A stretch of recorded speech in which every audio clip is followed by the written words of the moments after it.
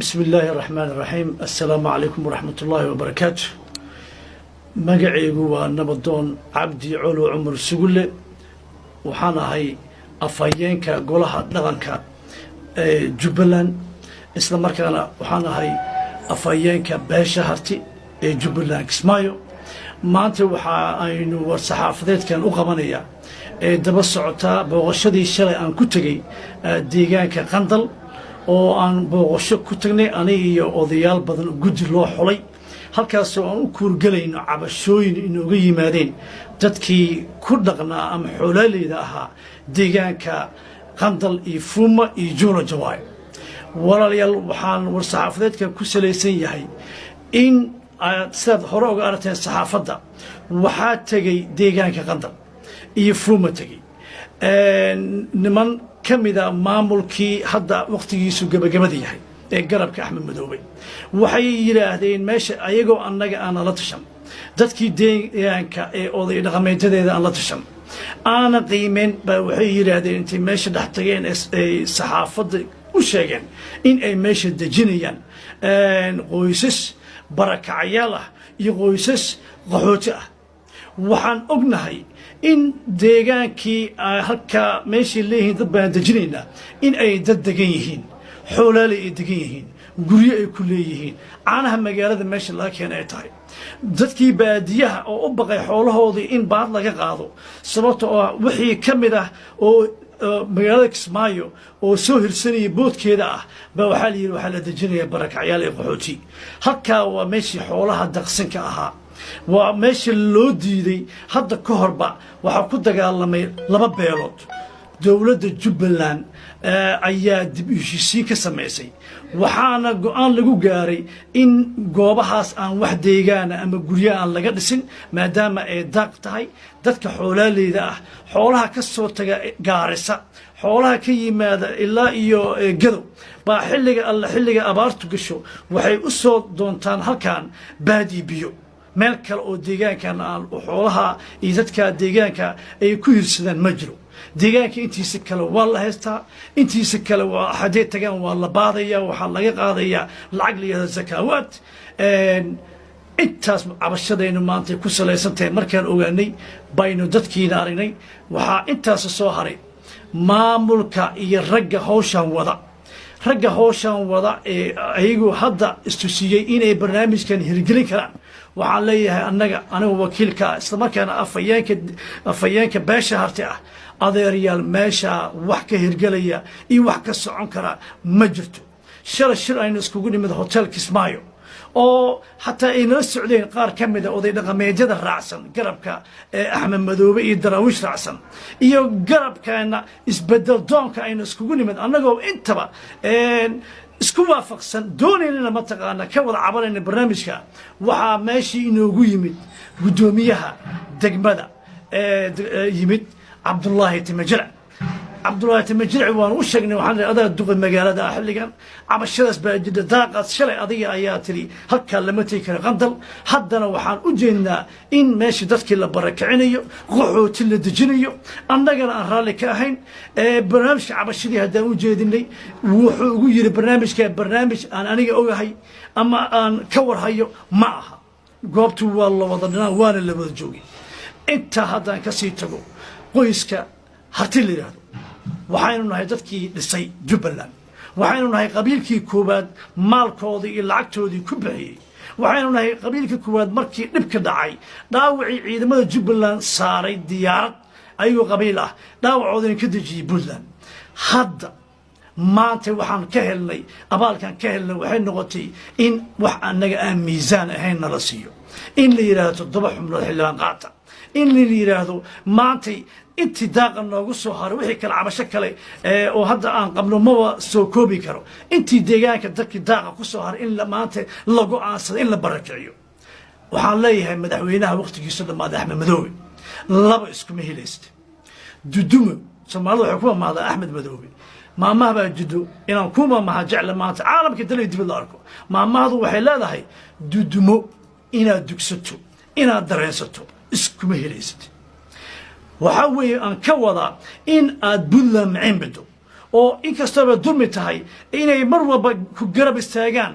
haddana dhahdo Puntland waa dad walaalahay garab istaaga haddana dadkoodii aad dhahdo deegaankii ay maanta ku harayna loo soo diro la yiraahdo hala barakaciyo 600 guri baa laga dhisayaa gaaliyo oo barakacyaal ah annagu barakacyaal waa leenahay oo waxaan leenahay qaxooti waa leenahay wali beesha Harti qaxooti ama barakacyaal ay leeyihiin guryaha la sheegayo oo leeyahay xasaninta waarta hal guri laga siiyay ma jiro intaasoo guri baa laga dhisay Kismaayo guriyihii hore loo dhisay ay hay'adihii dhiseen baa qaarkood wali adeegyadii loogu talagalay ayay ka deecayihiin shacabka reer Jubbaland oo qabiil kasta Soomaaliyeed leh waxaa la iskugu keenay degmadan waa la yaqaanaa Soomaali way wada leedahay deegaanka Soomaaliyeed wayna kala leedahay annagu waxaanu ku abtirsanaa degmadan iyada Soomaali oo dhan baa Kismaayo la iskugu keenay boodkeedii sidaas awgeed haddana waxaa inta noo sii weheliyay dadkii la rabay in deegaankooda lagu celiyo badhaari qaxootiga ka yimid waxay ahayd in badhaari deegaankooda loo nooleeyo dadkii santaara yimid santaara in loo nooleeyo dadkii halkaa way ka soo wada carreen baqdin iyo ammaan darra looga soo carray waxaa la yimid Kismaayo dadkii badhaari jiray qaxootigii waa qax bu'aali dadkii la geyn lahaa oo la xoreyn lahaa iyo dhaqaalihii lagu xoreyn lahaa waxay noqotay guryo inta looga dhiso hay-adaha doonaya inay dhiirigeliyaan inay dad ku sii hayaan degmada Kismaayo annagu ka yeelimayno lacagta waxaad ku bixisaan waa idin amri lahayn lacagta ku bixiya siiya hataa amisom siiya ciidamada Soomaaliyeed ee Jubbaland si loo xoreyn lahaa loo tagi lahaa caasimadda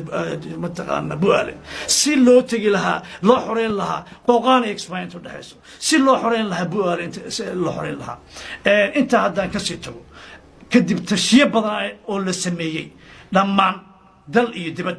tashiye badan markaynu sameeyno oday dhaqameedyadeennii anuu afkooda ku hadlaya oday dhaqameedyada Jubbaland waxaynu go'aansanay si cabashadan deegaankan iyo barakacayaashan lagu kadeediyo magaalada Kismaayo si xornimo loogu helo hay-adahan dhaqaalaha dadka la lugoonay xornimo loogu helo waxaynu maciin bidna in aynu dooranay aqoon-yahano baynu xiriir la sameynay aqoon-yahano dal iyo dibad baynu xiriir la sameynay kadibna waxaa la isoo wakiishay in aynu guddi u magacaawano si ay cabashadeena ugu gudbiyaan hay-adahaas ee qosayso magacyada waxaan doonayaa inaan idiin sheego guddiga iyada ah la isku afgartay in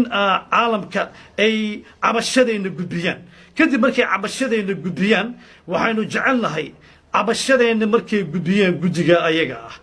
ilaahay hadduu idmo in aynu haddii allah naftigu simo in ay hay-aduhu joojiyaan dhiirigelinta ay dhiirigelinayaan isla markaana ay garab siinayaan hal maamul 3 madaxweyne ayaa Jubbaland waqtigan leedahay waxaynu sugaynaa doorasho xor iyo xalaal ah waxa hadda loo boobsiinayo dhaqaalaha loola ordayo la leeyahay guryo loo dhisaya adeer waxaa la doonayaa dhaqaalo lunsado waxaan jecelnahay caalamka iyo dhammaan aqoon-yahanada hadda inta aan magacyadooda sheegi doono in ay cabashada oday dhaqameedyada Jubbaland oo aniga wakiil ka ahay in ay gaarsiiyaan in arrintaana laga hakiyo intii la gaarayo doorasho xor iyo xalaal ah magacyada guddiga waxaa ka mid ah cabashadeena aan u dirsanay aqoon-yahanada ah lambar 1 waxaa ka mid ah aqoon-yahan Dr. Cabdi cali raage waxaa ku xuga aqoon-yahan Dr. Xasan Colow Cumar waxaa ku xuga aqoon-yahan Daahir Cali Kabin waxaa ku xuga aqoon-yahan Guure Ibrahim Unlay waxaa ku xugo ex xildhibaan ama xildhibaankeena aqoon-yahanka ah Rashiid Aadan Gabyo waxaa ku xugo xildhibaan Maxamed Wiil waa taqaanin aad caan u ah waxaa ku xuga xildhibaan Cabdiraxmaan waxaa ku xuga xildhibaan X Cabdiraxmaan Xasan Madoobe oo taqaanaan dadka ka soo jeeda deegaanka hadda aan ka hadlayna qadal xoolihiisu daaqa ah waxaynu ka ilaahu ku reen waxa kale oo meesha goobjoog ka ah aan guddiga ka mid ah oo budig u ah oo qoraalkana inuu gudbiyo hor iyo howlgal oo xiriirka soo sameeyay waxa weeye xildhibaan Cabdullaahi Dheer oo taqaanaa xildhibaankii hore ee Jubbaland ahaa oo isagana gurihiisa ee hadda ku yaalaanba meesha leeyahay qandal oo la doonayay in dad loo duduljiyo waxa kale oo isagana ku jira aqoon-yahan Siraaje Isaaq Cadu guddiga isaga ah waxa kale oo kamid ah aqoon-yahan ku nool dalka Mareykanka Cabdi Wali Maxamed Warsame oo isagana kamid ah ragga deegaanka ka soo jeeda Joora oo hadda aan u cabanayno inaan dadka la barakacin ayaa kamid ah waxaanu cabashadeena u gudbinaynaa mar labaad iyo mar saddexaad in la joojiyo barakacinta إلا جوجيو لبعتها كتاجن ماشان الدنيا ذاتك جيود إلا بركعيو وعن عبشة قدرية مر لبعض مرسد حدا ربا إنا حسوسيو ما ملك جبلان هذا قعنته وقت جيسو جب ديه ولي تلياش أمنية كوا بوليسكا كوا نبسجودة كوا عيد مدن ملتريكا وحالنا لقدلي أونا لقدا وعي أفوكاتي أحمد جامع قلير تاريخ مركي هاد سدحي تبنكي